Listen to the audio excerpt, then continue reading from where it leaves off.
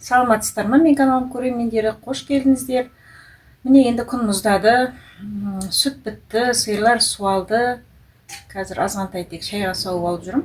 Қазіргі сүт қою. Енді қазір күн салқындағасын ет соямыз, соғым сояды. Сол жабағы сойып алып едік, соны енді көрсетейін.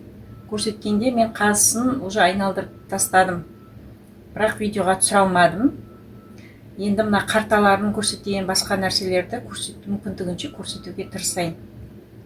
Қазір жақыннан көрсетейін мен. Жақыннан көрсетейін. Көбінесе түсіре алмаймын, енді айтып жүрмін ғой, постоянно түсіретін операторым жоқ.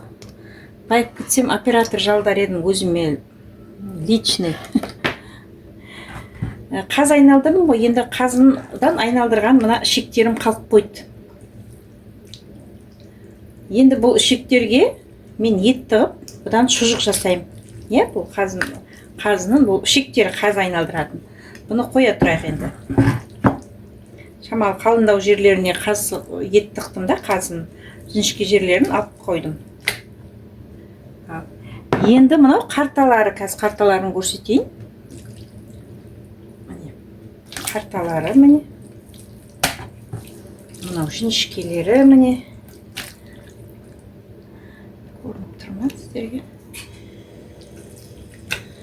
Мына жерлерінде, мына майдың қасында бездері болады. Бездерін бәрін міндетті түрде алып тастаймыз. Мен алып тастадым бәрін. Бұл жіңішке жері қартаның. Бұған да мен ет тыққым келіп тұр.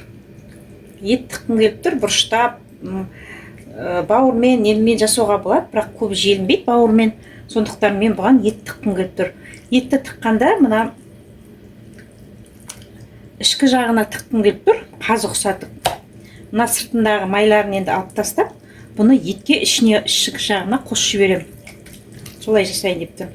Ішін сыртын бәрін айналдырып жуып алдым. Ішінде жуып алдым, міне айналдырып, қайттан айналдырып қойдым сыртына қарай. Ішіне қарай. Сыртында жуып алдым. Міне бұны қоя тұраймыз. Мынау жылқының қалың қарталары, қалыңдықтары. Бұның да бездерін бәрін алдым. Бұған да ет тығуға болады. Бұған етті кусок-кусогымен тыққан жақсы. Асқанда жаңағы нетіп. Бұны енді бұларды артынан көрсетем. Қазір ең бірінші мен мына жіңішке ішектерге ет тыққым келіп тұр. Мына қалың қарталарын бұны енді келесі видеоға қалатын шығар. Қалың жерлері мыналардың бәрі.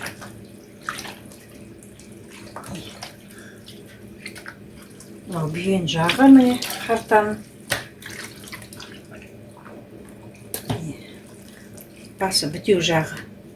Жоқ, мынау бітеу жағы емес, міне мынау. Басы бітеу жағы. Бұда да, жылқыда да сиырдық сияқты бүйен жағы болады, бір жағы бітеу.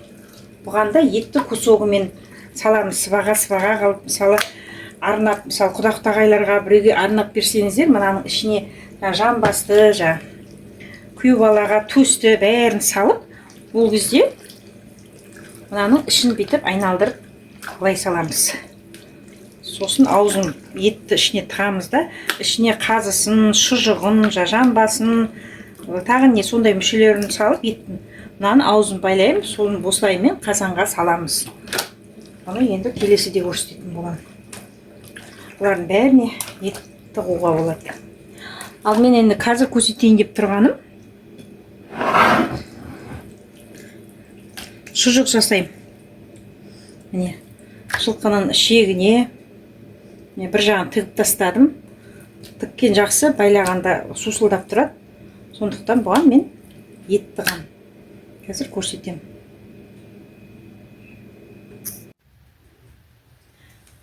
Міне жылқының тұздалмаған еті, мына майлары, ішіне май қосам. Сосын кешегіде қазыдан қалған, мынаның ішінде тұзы бар, бұрышы бар, самсағы бар, бәрі араласқан қоспа.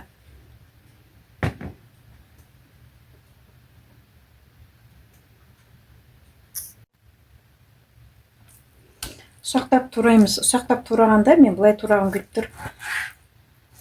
Ұзыншалап, жіңішкелеп. Қатты жіңішке қылмағанмен ұзыншалап турағым келіп тұр. Сол кезде мына етті қазір араластырғанда бір-біріне жабысқыш келеді араластырғанда. Бір-біріне. Сол кезде шұжықты кескенде де еттер қатты бөлектеніп қалмайды.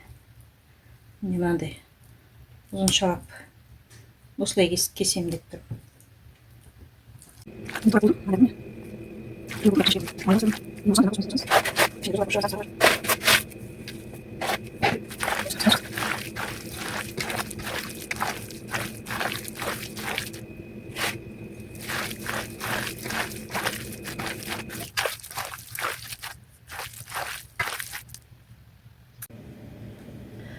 Міне етімді кеше асүйге шығарып тастағанмын, түнімен тұрды. Жақсылап араластырып, жаңа бір араластырып алдым. Ішке әкелдім. Енді шекке тығамыз. Шек міне жылқының шегі, қаздан қалған шек. Қалауыңызша ұзындығын өзіңіз реттейсіз. Қысқа қылғыңыз келсе, мына жерден кесіп байлап отырасыз, болмаса жіп дайындап тігіп отырасыз. Мына сусылдап тұрады, сондықтан мен тігем. Болмаса зубочисткамен қыстыра тұруға болады, сосын артынан байлауға болады. Қолмен салуға болады, болмаса мынандай баклажканы аузын кесіп алып, ішекке кіргізсеңіз, оңай салынады. Енді осылай сала береміз, бір ет, бір май араластырып. Осылай сала береміз. Мына өлі салып алайын, сосын видеоны ұзартпау үшін болғасын бір көрсететін боламын.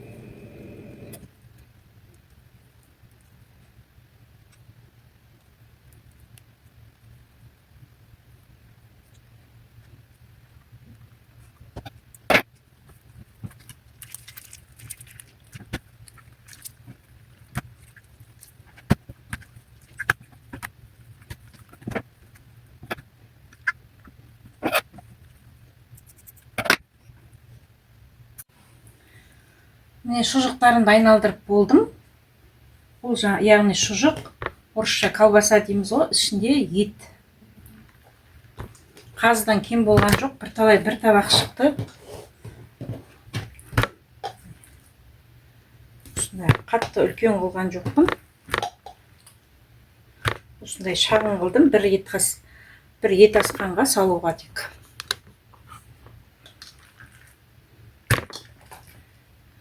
Бұл қазының қаз салатын шектер ғой, яғни қазыдан қалған шектер. Мен қазыны айналдырып тастағанмын, но содан қалған шектер. Бұған ет тығып, шұжық деген жасадым. Ал енді қарта болды ғой менде, қартаның жіңішке жағына тек етім туралған етім тек біреуіне жетті, біреуіне ет салдым, мынандай қылып.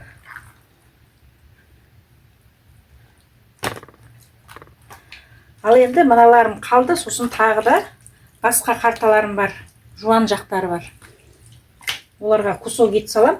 Ал енді мына екеуіне мен жаңағы әсіп жасайын деп тұрмын. Әсіп сияқты қылып, ішіне өкпе, бауырын, етін, фарш тартып, күріш қосып, бұлардың ішіне, бұны енді келесі видеода көрсетемін. Қартаның жіңішке жағын. Ал көрермендерім сау болыңыздар. Каналыма тіркеліп, лайк басыңыздар. Көп рахмет, мені қарап жатсыздар. Қазымды морозилькке салып тастадым. Ана күні күн жылып кетіп, бізде етті жайып қойып едім, ас үйге. Шамалы жылыңқырап кетіп, содан бәрі морозилькке салып тастадым қазымды. Енді мына шұжықтарын бір қазір ас үйге жайып қоямын әуелі, шамалы дегдітіп ас үйде шамалы. Содан кейін барып, егер күн салқын болып жатса, тұра береді ас үйде, ал күн жылып кетіп жатса, онда морозильникке салам. Ал жақсы, көріскенше.